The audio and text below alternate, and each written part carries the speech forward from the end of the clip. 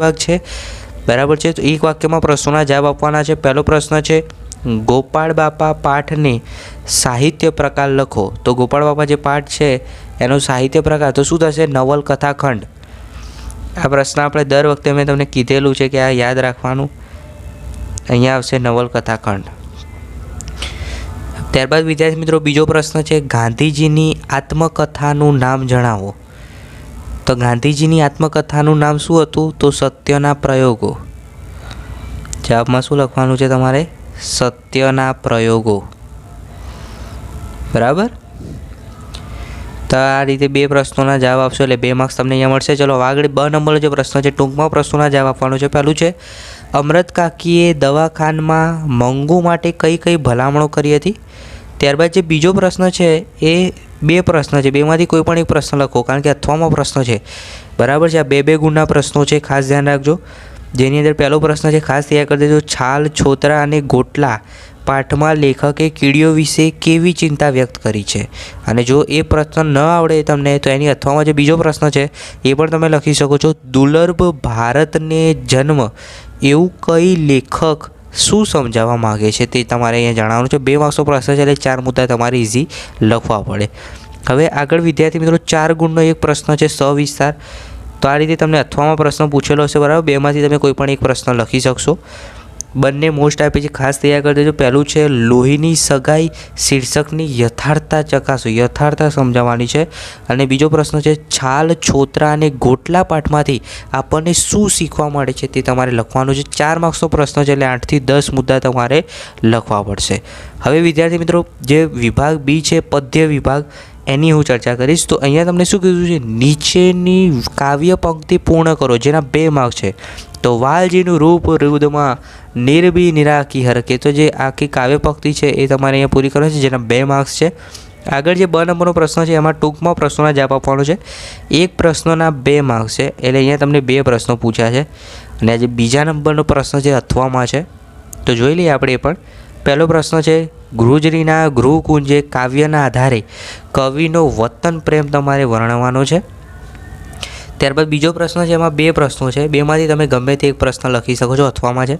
પછી સામળિયેજી બોલ્યો કવિનો સાહિત્ય પ્રકાર અને તેના કવિનું નામ જણાવવાનું છે। એકદમ ઇઝી છે, કાવ્યનો સાહિત્ય પ્રકાર જણાવી અને કવિનું નામ લખશો એટલે 2 માર્ક્સ તમને મળી જશે। અને જો એ ન લખવું હોય તો નીચે કાવ્ય પંક્તિ આપી છે, એણે બબે તું તે કુળને ઉજાડ્યા। આ કાવ્ય પંક્તિ તમે સમજાવશો તો પણ તમને ઇઝીલી 2 માર્ક્સ મળશે એટલે ખાસ તૈયાર કરી દેજો। હવે વિદ્યાર્થી મિત્રો જે ક નંબરનો પ્રશ્ન છે એમાં સવિસ્તાર છે, 4 ગુણનો એક પ્રશ્ન છે, 2માંથી તમે કોઈ પણ એક લખી શકશો। બંને ખાસ તૈયાર કરી દેજો, 100% ઉપયોગી થશે તમને। પહેલો પ્રશ્ન છે, શ્રી કૃષ્ણ સુદામાનું વિદ્યાર્થી જીવન તમારા શબ્દોમાં વર્ણવો। અને એની ઓરમાં બીજો પ્રશ્ન છે, કામ કરે ઈ જીતે કાવ્યના આધારે શ્રમજીવીની આભેલા વર્ણવવાનો છે। વિદ્યાર્થી મિત્રો હવે આપણે જોઈશું વિભાગ સી, વ્યાકરણ વિભાગ જે છે એ ખાસ ધ્યાનપૂર્વક જોશું, બરાબર છે। અને નોટબુક સાઈડમાં લાગજો, જેથી હું તમને જે રીતે સમજાવું એ રીતે તમે નોટબુકમાં લખતા રહેજો, જેથી તમને પરીક્ષામાં 100% ખૂબ ઉપયોગી થશે આ બધી માહિતી અને તમે પૂરેપૂરા 50માંથી 50 માર્ક્સ જે છે લાવી શકશો, બરાબર। એટલે ખાસ ધ્યાન રાખજો। પહેલો પ્રશ્ન છે, નીચે આપેલા શબ્દની જોડણી સુધારીને લખો। તો ગિરિધરની સાચી જોડણી હું અહીંયા લખું છું, ખાસ ધ્યાન રાખજો। ગિરિધર જે છે આવી રીતે લખાય, જુઓ ગિરિધર। તો આ ગિરિધરની સાચી જોડણી આ રીતે થશે, બરાબર। ત્યારબાદ મૂંગું, તો મૂંગું જે છે એ કેવી રીતે લખાય? તો મૂ જે છે એ આમ આવશે, મૂ અને ઉપર ટપકું આવશે, મૂંગું, મૂંગું। તો આ મૂંગુની સાચી જોડી મેં તમને અહીંયા સ્ક્રીન ઉપર બતાવી, ખાસ જોઈ લો અને નોટબુકમાં લખી દો, બરાબર, જેથી તમને યાદ રહે। નીચે આપેલા શબ્દના ધ્વનિ છૂટા પાડો। તો ક્ષમા, તો ક્ષમા બોલીએ એટલે ક બોલાય છે, જુઓ। તો પહેલું શું આવશે? ક વત્તા ક્ષ અડધો, ક્ષમા એટલે અ વત્તા મ વત્તા આ, તો ક્ષમા આ રીતે થશે। ક વત્તા ક્ષ પછી અ વત્તા મ વત્તા આ, તો આ રીતે ધ્વનિ છૂટા પાડવાના છે એના। દરેક પ્રશ્નોના 1-1 માર્ક્સ છે, બરાબર। ચલો, નીચેના વાક્યમાં ઘાટા અક્ષરે આપેલી સંજ્ઞાનો પ્રકાર જણાવો। તો આ તુલસીશ્યામ જવાવાનો ધોરી માર્ગ છે। તો તુલસીશ્યામ એ શું છે? તેનો સંજ્ઞાનો પ્રકાર જણાવવાનો છે। તો આ વ્યક્તિવાચક છે, વ્યક્તિવાચક સંજ્ઞા છે ભાઈ, વ્યક્તિવાચક સંજ્ઞા। તુલસીશ્યામ જે છે એ વ્યક્તિવાચક સંજ્ઞા આવશે, બરાબર। હવે વિદ્યાર્થી મિત્રો ચોથો પ્રશ્ન છે, નીચેના વાક્યમાંથી વિશેષણ શોધી એનો પ્રકાર લખો. છતાં 2-4 બી ખાધા. હવે અહીંયા જુઓ 2-4 એ શું થયું? વિશેષણ થયું. અને એ વિશેષણ જે છે શું છે? 2-4. એનો વિશેષણ પ્રકાર શું થશે? સંખ્યાવાચક. ખાસ તૈયાર કરી દેજો. વ્યાકરણમાં તો તમારે ઇઝીલી પૂરેપૂરા માર્ક્સ આવી જશે. આટલો વિડીયો જોઈ લેશો તમને 100% પૂરેપૂરા માર્ક્સ આવી જશે વ્યાકરણમાં. સંખ્યાવાચક. અને ક્યાંય વિદ્યાર્થી મિત્રો વિડીયો સ્કીપ ના કરતા સંપૂર્ણ જોજો. અને તમારા જે અન્ય વિષય છે ગણિત, વિજ્ઞાન, સામાજિક વિજ્ઞાન, અંગ્રેજી ધોરણ 9ના તમામ વિષયના પ્રથમ પરીક્ષાના પેપર સોલ્યુશનના વિડીયોની લિંક નીચે ડિસ્ક્રિપ્શનમાં આપી છે, તો એ બધા વિડીયો જોઈ લેજો, જેથી તમે દરેકમાં 50માંથી 50 સારા એવા માર્ક્સ જે છે લાવી શકો. વિદ્યાર્થી મિત્રો આગળ જુઓ. જે ચોથો પ્રશ્ન છે આપણે જોઈ લીધો. હવે પાંચમો પ્રશ્ન જોઈએ. નીચે આપેલા શબ્દોની સંધિ છોડો. તો ગણેશ જે છે એને આપણે છૂટું પાડીએ તો ગણ વત્તા ઈસ થશે. ગણેશ, ગણ વત્તા ઈસ, ગણેશ. હવે વિદ્યાર્થી મિત્રો બીજું છે પવન. તો પ વત્તા આવન. તો પવન જે છે આ રીતે થશે. પવન, પો વત્તા અન, પો વત્તા અન, પવન. છઠ્ઠો પ્રશ્ન છે, નીચેના શબ્દોના સમાનાર્થી શબ્દ. તો વિલક્ષણ એટલે એનું સમાનાર્થી શબ્દ શું થાય? અસાધારણ. વિલક્ષણ એટલે અસાધારણ. અસાધારણ. સંપદા એટલે સંપત્તિ. સંપત્તિ. બરાબર. નોટબુકમાં લખતા રહેજો અને ખાસ તૈયાર કરી દેજો, જેથી તમે પૂરેપૂરા 50માંથી 50 માર્ક્સ લાવી શકો.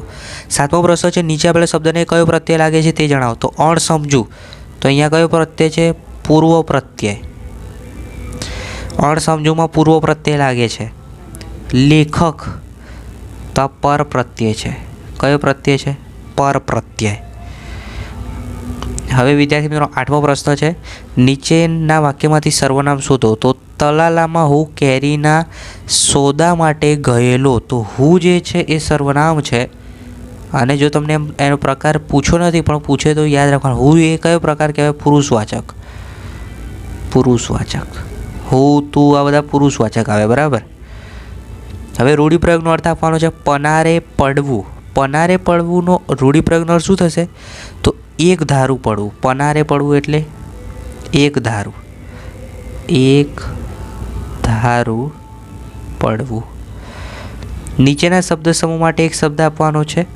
પરણતી વખતે કન્યાને પહેરવાનું વસ્ત્ર. તો પરણતી વખતે કન્યા જે વસ્ત્ર પહેરે છે, બરાબર છે, એને શું કહેવાય? પાનેતર. ખાસ યાદ રાખજો, પાનેતર જવાબ આવશે.